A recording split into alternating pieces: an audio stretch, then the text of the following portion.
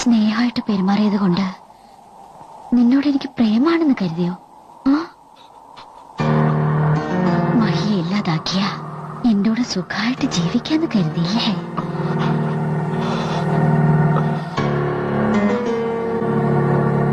പാർട്ടിയിൽ വെച്ച് നിന്നെ കല്യാണം കഴിക്കാൻ പോണോന്ന് പരസ്യമായിട്ട് പറഞ്ഞത് എന്തിനാണെന്നറിയോ?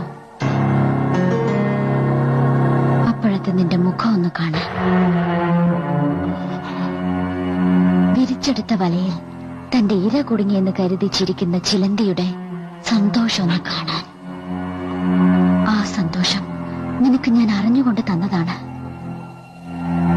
നിന്റെ അവസാനത്തെ സന്തോഷം. എന്നെ കിട്ടാനല്ലേ നീ മഹിയെ കൊന്നത്? എന്നെ കിട്ടിയില്ലെങ്കിലോ നീ ജീവിക്കും.